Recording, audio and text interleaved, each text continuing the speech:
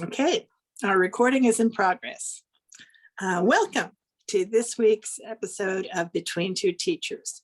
I'm Madeline Cronenberg. And I'm Consuelo Lara. And we are here today on another Friday morning to welcome you to our little discussion about education in California and beyond. First, we'll give our land acknowledgement. We pause to acknowledge that we have gathered on the ancestral territory of Hui Chin, part of the unceded land of the Chochenyo and Karkin-speaking Muwekma Ohlone people. We remember their continued connection to this region and give thanks to them for allowing us to live, work, learn, and pray on their traditional homeland. We offer our respect to their elders and all Ohlone people of the past and present. And we welcome all of you. It's summertime and it's a quiet time in education, but there are things happening. Among the things that are happening nationally, the biggest thing is the endless discussion on critical race theory. And that seems only to be getting heated up. More and more organizations are being formed. And the organizations that are being formed are organizations that are mostly made up of angry parents. And in some cases, they're, I think, being organized by bigger groups, certainly by the Republican Party, but other groups as well. And what they're taken is a lot of the frustration that parents have had during the pandemic when they wanted their children at school and their children struggled with learning at home. And they connected it to the frustration some people are feeling about not understanding what critical race theory is and believing that it's going to be something that really is going to harm white children, which is really what it comes down to. That's what the opposition is coming from, I believe. And so there are more and more organizations starting. They're being funded by dark money. Some of them are locally funded, but there's a much bigger picture that's happening now. And what's happened throughout the states is that more and more states are passing laws against critical race theory, which is actually itself not being taught anywhere but in law school. Because, which is this, what happened is the word was co-opted by a person named Mr. Rufo from Seattle, who figured out this was a word that would resonate with Republican voters, and perhaps with middle-class white women suburban voters, because now you're putting their children in the middle of the story. And critical race theory really is the discussion of the fact that we have had laws passed in this country for many years, which have specifically called out restrictions to citizens based on their race. That's what it is. That's what it's about. So redlining is the obvious one, but there were many others. That's what critical race theory, discussion of those laws and the background of those laws. Mr. Rufo has turned it into something that happens in kindergarten, where your children are made to feel guilty for slavery.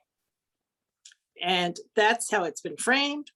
That's how it's been brought forward to the state legislatures and school district after school district. Yeah, isn't it? It's very bizarre, I think as people have been, I think that there's certain targets. One target, of course, is ethnic studies. Don't want to have ethnic studies. They don't want to have the truth included in the history of this country. So that's one. And then I think the other is that there's a lot of conversations about systemic racism. Right. And systemic racism, if you really look at it, you want to make changes, it threatens people. It threatens people, their power, their position, their status. and they don't want that. They want everything to stay the way it is. And so there's very specific things that they're targeting. You know, even social justice movements, they're targeting those. So it's wow, it's really They something. have reframed them, right? They have reframed them as something that's dangerous to your children, right? And that's what, and that whole reframing is what is dangerous. And that's what now, but the one thing about this is it's exposed. Everybody is now having to understand it and be clear about how they express what side they're on, because there are sides in this. Either you're gonna, you know, these legislators, either they're voting for these bills or you're voting against the bill. Yep. And we know where they stand. So Right. you go. Right.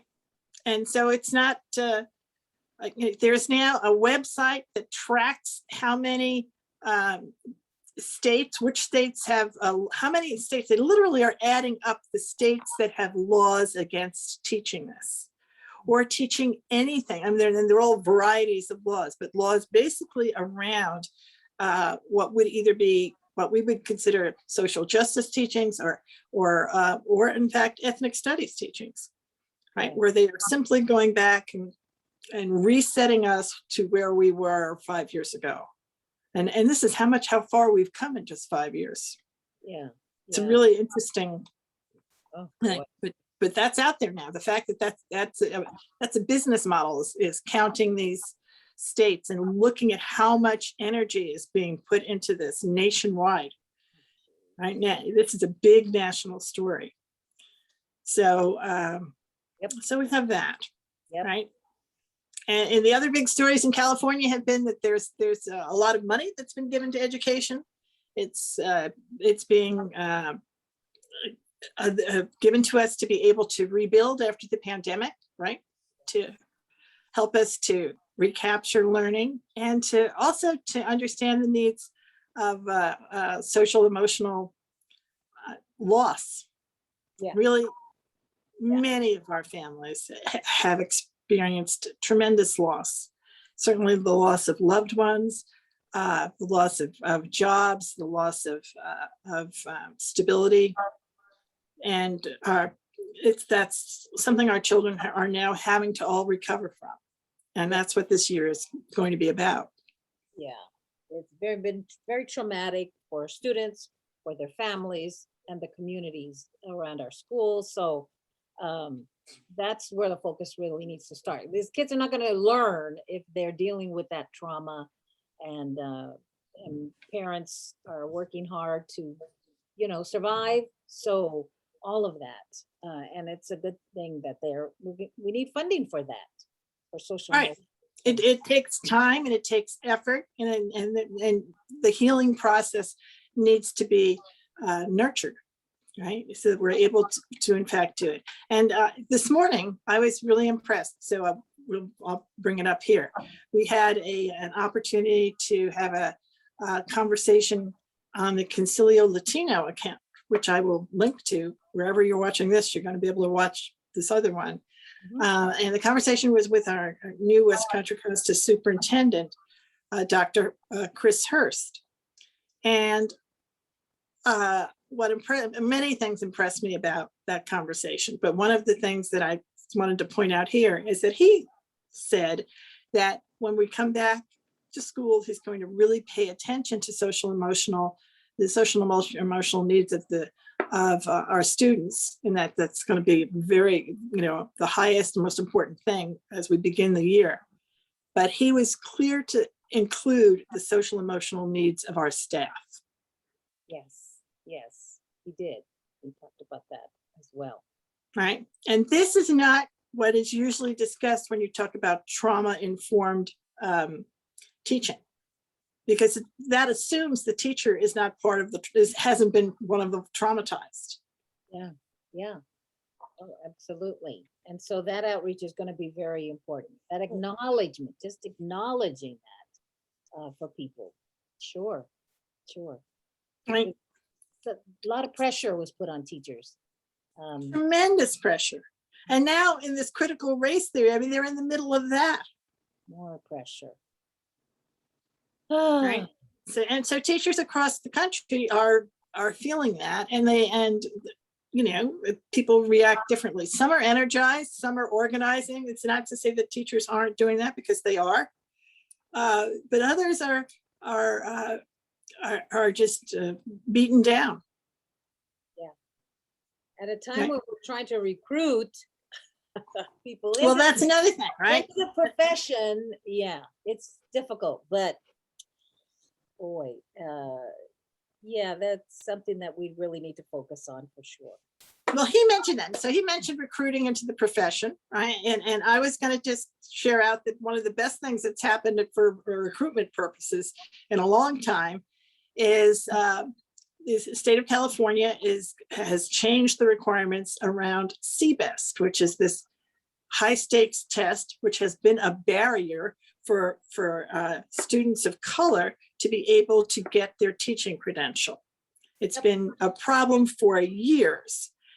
And it's now going to be handled differently by the universities that do the teacher training and credentialing. And it doesn't have to be a requirement for entry anymore. Yeah, it can be, but it's not mandatory. The mandatory process that they had before has now been changed, and that is a big change. yes, That will support our outreach. this was one of those systemic barriers that specifically held back people of color. People of color were the ones who were suffering the most from this barrier. So, you know, those are the things we're looking at, and getting rid of those systemic barriers for sure. Right. And partnering and growing our own. Dr. Hurst was saying the importance of growing our own teachers, something we've talked about here. About that a lot. With music to our ears. It was such a wonderful thing that he mentioned it. Yep. Oh man. But he's committed to doing it, and that's going to be a wonderful move forward for our all of our students, as well as, you know, what we just had a conversation around possibly expanding CTE pathways. Exactly. Yeah, that's another one of his, you know, vision, part of his vision as well. So, and he also talked about the academics and making academics more exciting and more involved and more engaging with project-based learning methods. And boy, he's got a plan. He knows what he's doing. He's found the best practices, and you know, he's bringing those in. So that was another thing he talked about. It was great. It was very good today. And this was the first time for that event, we did have translation. We had an additional translator. And one of the things that Ms. Resendez did say is that this is a career. Translation is a career. And it's definitely a career path that we can explore with the students in West Contra Costa and far beyond. This is a major career that more and more folks need to really consider.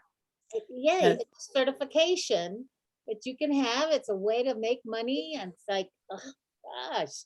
And you can be a medical translator. You can be, I mean, my adult ed history will tell me that you can be a legal translator. You can take the test and get a job to be a legal translator. You can do it in hospitals. You can do it in many different types of settings. There are many settings that where it's very lucrative. It's a job.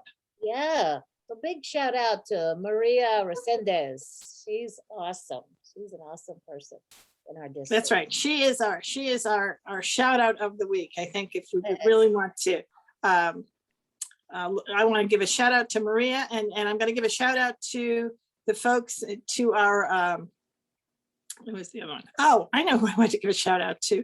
We give a shout out to the young lady, also from Louisiana. This young lady, her name is Zayla Avant-Garde. You know who she is? No. It's a young, a 12-year-old African-American homeschooled young lady who won the annual spelling bee. Oh, that's her name. Oh, okay. Yeah, she was That's awesome. That is her. Yes, she was absolutely awesome. And so she's won other things too, but this was the first time we've had an African-American contestant win the National Spelling Bee. And she was a superstar. She's just a superstar all the way through. All the way through. She's delightful. She was. And we're looking for role models. So this is it. Everybody needs to say, look, she absolutely was a role model, and her family, right? And it just shows what did they do? They did. The other part is it appears that in the spelling bee world, there are a lot of folks who are homeschooled because you can hire a former national winner to be your coach, which she did. Oh my gosh, that's So that's another job. there's another job for you. That's the spelling job. There are a lot of things. The spelling will do you wonders, but that's one of the jobs that you can have if you're good at spelling. All right, that's great. Okay. Anything else? Well, That's it. I think that's it for me. but coming up, we're going to be looking at those stop testing resolutions. We're going to get those ready as well. So we're going to be talking more about that. Right. It's a follow up to the episode we did on eliminate high stakes testing. And we're also going to be looking forward to, last week we had our discussion with trustee Christian. We're also going to be chatting with the other trustees in West Contra Costa and other leaders in education. Yeah. So look forward to that. You never know who might show up here. Absolutely. Stay tuned. So stay tuned. Bye-bye. All right. Bye-bye, everybody.